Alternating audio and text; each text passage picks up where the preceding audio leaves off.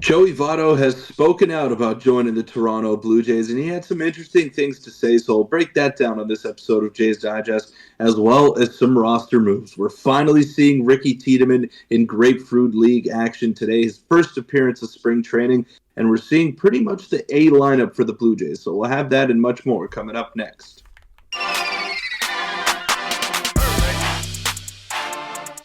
What's up, Jays fans? I'm your host, Peter Vryonis, alongside host Nick Gosse. And yesterday, when the Joey Votto news was announced, it was more so kind of like a token signing. And a lot of fans were saying, okay, he's going to ride off into the sunset and he's just going to, play this spring training and see where it goes after that. No one is really expecting too much out of Joey Votto. But after hearing what he had to say and what the Blue Jays coaching staff and front office had to say, there's still a lot of baseball left in Joey Votto, and there's still some things that he can give on the ball field that are going to be underrated. So I think the Blue Jays are expecting big things out of him. They're expecting him to be a valuable contributor, and right now he's entrenched in a battle with Daniel Vogelbach once he passes his physical. And Vogie has been swinging a hot bat this spring. He's really been showing that power that he's possessed over the course of his career, and he's looking like he could be the final man on the Blue Jays roster.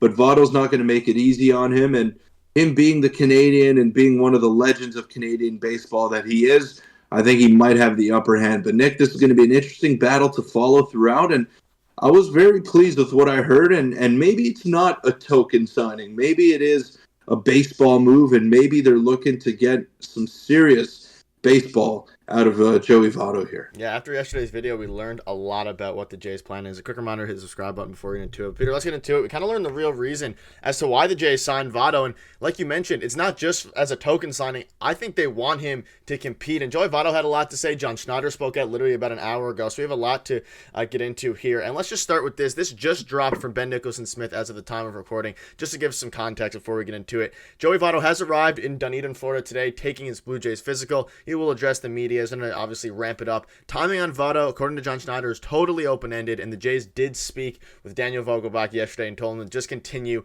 doing what you're doing. And Peter, this is what Joey Votto had to say about potentially starting in the minor leagues. He said not only did Votto say he expects to start the season in the minor leagues, but the Blue Jays AAA team in Buffalo opens the season more in March 29th, so a couple weeks away. And he said, quote, the opposite. I need time to prepare and resharpen my game. A goal of mine is to be fully prepared the second I return to Major League competition. The Major League level is about execution. There's some more stuff we'll get into in a minute. But so what this seems like is I wouldn't even be surprised if they start with Daniel Vogelbach, considering he has done fairly well in spring. And then once Joey Votto ramps up, if Vogie's not performing well, they call Votto up. But very mature quote from Joey Votto, and it makes sense. He needs to ramp up his game, and I think he's going to make an impact for the Jays, hopefully this season, even though last season he didn't perform well, but he was battling with some major injuries last year.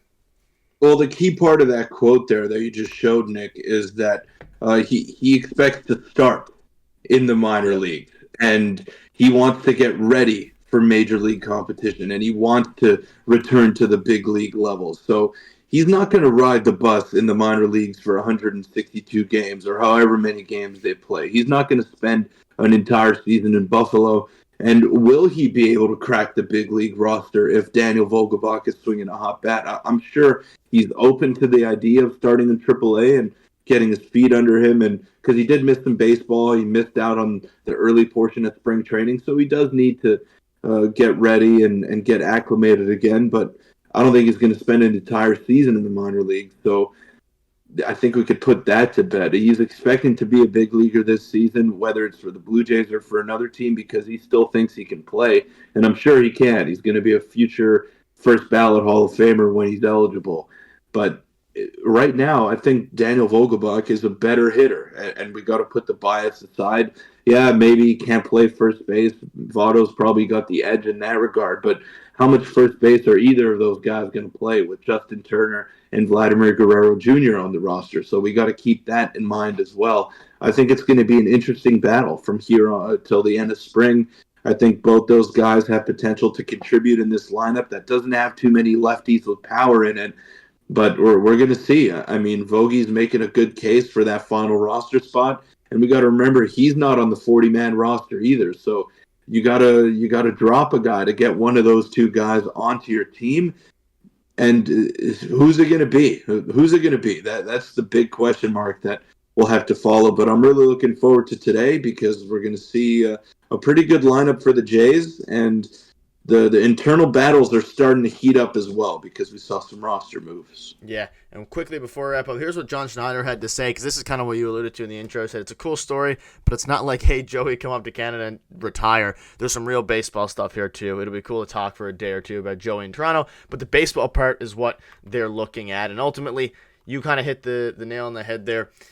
It's going to be between, like Ben Nicholson-Smith says, it's either between Votto or Vogelbach. They're not going to field both of them. You need to make moves for both of them to get them on the 40-man. Vogelbach has hit 2 home runs in spring so far. Votto obviously had a very poor season last year with the Reds, but he was battling injury, and we did still see some power out of him. So I think ultimately it'll come down to whoever's hotter when spring training goes by. But like we mentioned yesterday, and you kind of mentioned it then, Votto can play a better first base. How much does that really matter? Probably not that much when making that final decision. Maybe a little bit, because obviously you want to give a little bit of flexibility. But the Jays have tons of players who can play first base. They have Biggio. I mean, you can really throw a lot of players that the Jays have Justin Turner as well has also played a bit of first base. So I think ultimately it's going to be interesting to see what happens. But any quick final thoughts before we move on to the moves, which is a bit exciting? I'm just excited to see him play. Sooner than later. Obviously, he's got to pass his physical first, and he's got to get all that stuff sorted out. But it shouldn't be long before we see Joey Votto in the Blue Jays lineup in spring training here, and I think it's a long time coming. I wanted to see him on the Jays a long, long time ago. It's a shame that he didn't get to spend his prime here, and obviously we know the quotes about him in Canadian baseball. I don't think he truly meant that when he did say it all those years ago, but he's here now. Let's see what he has left to give to the game of baseball, and first ballot Hall of Famer when he is eligible. So that type of impact can't be understated when he is in the lineup. Yeah, I completely agree. Let's know your thoughts are on that. And let's get into the Jays making some moves. A few here. So, Peter, we'll get into the main roster moves they made, and then we can kind of talk about Tiedemann, who fast-tracked the way we hoped Alek Manoah would. This is what Ricky Tiedemann did. Obviously, different injuries, but you can see here's some roster moves they made. The following players have been reassigned to minor league camp, so essentially cut. We saw these guys actually play a lot. Alan Roden, Damiano Palmaggiani. You have Devereaux Harrison, who pitched very solid. Chad Dallas started, I believe, 1 or 2 games. TJ Brock. Like, we saw a lot of these guys play for the past couple weeks, and they're starting to kind of thin the herd now a little bit. Did any of these moves surprise you? Adam Macko, the guy we got in the Teoscar Hernandez and Eric Swanson trade, has been optioned to AAA. Any one of these guys impress you, but surprised your cut, or do you think that? I mean, they all kind of make sense, but I think a couple of these players did some good things. I mean, there's no surprises here. I think Devereaux Harrison was a pretty good breakout guy. He looked pretty good in some of his limited innings that he pitched there. But Palmaggiani, I'm surprised that he's cut this early. I thought they would keep him around for a little bit longer because he was in that conversation with Addison Barger or Elvis Martinez just to get some at-bats and see where he was at. But he struggled a little bit this spring and didn't really separate himself from the pack. So I think he's going to be a minor leaguer this year. He's not too far away from the big leagues, but there's a bit of a logjam in that infield for the Blue Jays. So it's going to be tough for him to separate himself. He's got to have a big season in AAA, and we'll see where they go from there. But yeah, no surprises really in the cuts. I mean, we weren't expecting any of these guys to make the major league roster, but they're starting to thin it down right now, and we're starting to see more lineups that we'll see come regular season, and everyone in the lineup today is going to make the major league squad, and we're seeing some interesting things. I know we don't have a picture of the lineup, but we're seeing Dalton Varsho in the 5 hole, if I'm not mistaken. Kevin Kiermaier's in the 7 spot. And we're just seeing a little bit of a shakeup. IKF is batting 8th, playing third base. Kevin Biggio batting 9th, playing second base. So you have your usual culprits at the top of the order.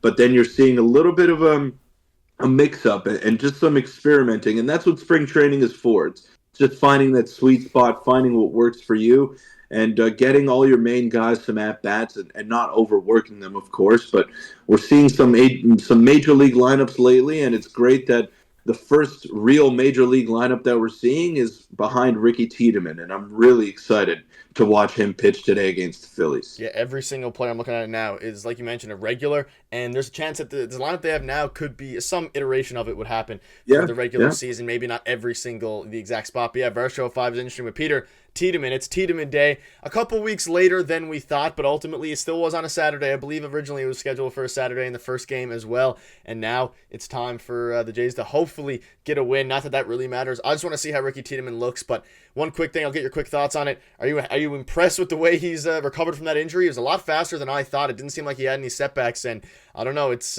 maybe he could make a case for getting that number. He won't, but maybe he could for getting that number 5 starter spot at some point throughout the season. Because I mean, Bowden Francis probably has it locked down, but I don't know. It's the way this is working out is a little bit wild. Yeah, I just think he needs a little bit Yeah, I more agree. seasoning, and he's got to get more innings under his belt. Like you can't jump from 80 innings or whatever he had last year to a full time starter role. Like he's just not ready for that. And I don't want to use the example of Alek Manoah, but maybe he was rushed into the big leagues, and maybe his arm couldn't handle the strain of 196 innings in a season after just 111 the previous year. So it's a big jump, and it's a big adjustment that a pitcher has to make this early in their career. So I think the Blue Jays are not going to make that same mistake again. They're going to take their time with Ricky Tiedemann. And in terms of his injury, I guess it was just never really serious. They wanted to err on the side of Yeah. caution.